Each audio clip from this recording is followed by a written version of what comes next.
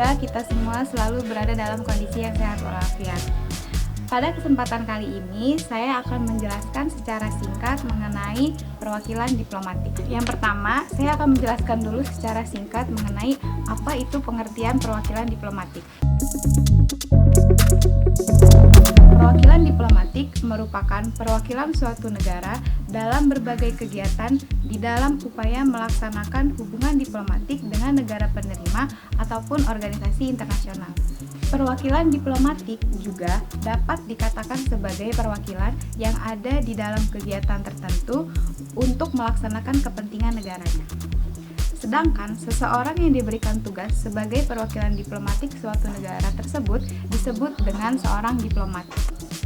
Dalam menjalin hubungan internasional ataupun hubungan diplomatik dengan berbagai negara yang ada di dunia ini, biasanya suatu negara akan menempatkan perwakilan diplomatiknya di negara lain atau dengan mitranya tersebut. Fungsi perwakilan diplomatik serta peranannya begitu penting dalam membangun citra negara yang diwakilinya. Oleh sebab itu, perwakilan diplomatik tidak bisa dilakukan oleh sembarangan orang karena citra dan harga diri suatu negara ada di tangannya. Yang kedua, saya akan menjelaskan secara singkat mengenai apa saja fungsi-fungsi perwakilan diplomatik. Seorang diplomat memiliki peran yang sangat penting, mulai dari menjaga citra negara, merepresentasikan negaranya, serta menjadi perwakilan di mata dunia internasional. Mengacu pada Konvensi Wina tahun 1961 yang tercantum pada pasal 3 ayat 1, ada beberapa fungsi perwakilan diplomatik yang perlu kita ketahui. Yang pertama yaitu fungsi mewakili. Fungsi mewakili yaitu untuk mewakili kepentingan negara pengirim kepada negara penerima. Kemudian yang kedua ada fungsi melindungi. Fungsi melindungi ini yaitu untuk melindungi kepentingan negara pengirim ataupun kepentingan warga negara yang ada di negara penerima. Kemudian yang ketiga ada fungsi mengadakan, yaitu untuk mengadakan persetujuan bersama pemerintah dari pihak negara penerima. Yang keempat ada fungsi memberikan, yaitu untuk memberikan laporan secara berkala mengenai kondisi dan pertumbuhan dalam bidang ekonomi, militer, serta ilmu pengetahuan maupun ilmu-ilmu bidang lainnya pada negara penerima. Kemudian yang terakhir ada fungsi meningkatkan, yaitu untuk meningkatkan kerjasama antara kedua negara dalam berbagai bidang, misalnya bidang perdagangan, pendidikan, ekonomi, kebudayaan, militer, dan lain-lain. Sedangkan mengacu kepada pasal 5 Keputusan Presiden Republik Indonesia nomor 108 tahun 2003 tentang Organisasi Perwakilan Republik Indonesia di Luar Negeri, fungsi perwakilan diplomatik ini memiliki beberapa peranan penting. Di antaranya yaitu yang pertama, peningkatan dan pengembangan kerjasama politik dan keamanan, ekonomi, sosial, budaya, serta militer dengan negara penerima atau organisasi internasional. Kemudian yang kedua, peningkatan persatuan dan kesatuan serta kerukunan antar sesama warga negara Indonesia yang ada di luar negeri. Yang ketiga, pengayoman, pelayanan, perlindungan, dan pemberian bantuan hukum dan fisik kepada warga negara Indonesia atau Badan Hukum Indonesia ketika terjadi ancaman atau masalah hukum di negara penerima, sesuai dengan peraturan perundang-undangan nasional, hukum internasional, dan kebiasaan internasional. Kemudian yang keempat, ada pengamatan, penilaian, dan pelaporan mengenai situasi dan kondisi negara penerima. Yang kelima, sebagai konsuler dan sebagai protokol. Yang keenam, perbuatan hukum dan atas nama negara pemerintah Republik Indonesia dengan negara penerima.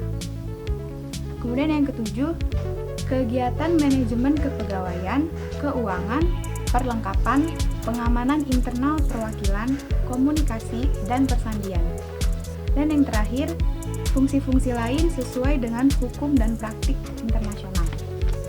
Apabila sebelumnya saya sudah menjelaskan secara singkat mengenai fungsi-fungsi perwakilan diplomatik, kali ini saya akan menjelaskan mengenai apa saja peran-peran yang dimiliki oleh perwakilan diplomatik serta peran dari seorang diplomat. Perwakilan diplomatik memiliki andil yang sangat besar.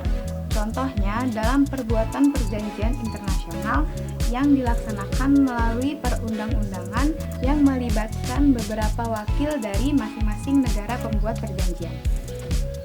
Peran yang dimiliki oleh perwakilan negara berkaitan dengan hubungan antar bangsa. Salah satunya diplomasi, yaitu usaha memelihara hubungan antar negara. Aktivitas diplomasi akan dapat dilaksanakan oleh seorang diplomat, yaitu orang-orang yang bertugas untuk mewakili secara resmi bagi sebuah negara dengan negara lainnya. Para wakil tersebut diakreditasi atau diakui secara resmi menjadi wakil negaranya oleh negara pengirim di negara penerima. Perwakilan diplomatik negara Indonesia berbentuk Kedutaan Besar Republik Indonesia yang ditempatkan pada suatu negara tertentu. Kedutaan Besar Republik Indonesia memiliki tugas-tugas pokok, yaitu yang pertama adalah negosiasi. Negosiasi ini berkaitan dengan perundingan bersama kepala negara ataupun menteri luar negeri pada negara di mana ia ditempatkan. Kemudian yang kedua adalah proteksi. Proteksi yaitu melindungi kepentingan negara dengan warga negaranya pada negara di mana ia ditempatkan. Kali ini saya akan menjelaskan secara singkat mengenai apa saja hak kekebalan diplomatik. Berdasarkan peraturan hukum internasional, diplomat mempunyai kekebalan diplomatik sepenuhnya. Beberapa hak kekebalan diplomatik yang dimiliki oleh seorang diplomat dalam menjalankan tugasnya diantaranya yaitu yang pertama, memiliki kebebasan terhadap jangkauan hukum yang telah berlaku pada negara penerima. Yang kedua, adanya jaminan keamanan untuk jiwa seorang istri, anak, maupun harta bendanya. Yang ketiga, memiliki kebebasan untuk penggeledahan dari gedung kedutaan maupun untuk tempat tinggalnya. Selanjutnya yaitu adanya kebebasan untuk mengadakan komunikasi menggunakan kata sandi. Kemudian yang selanjutnya adanya kebebasan dalam membayar pajak.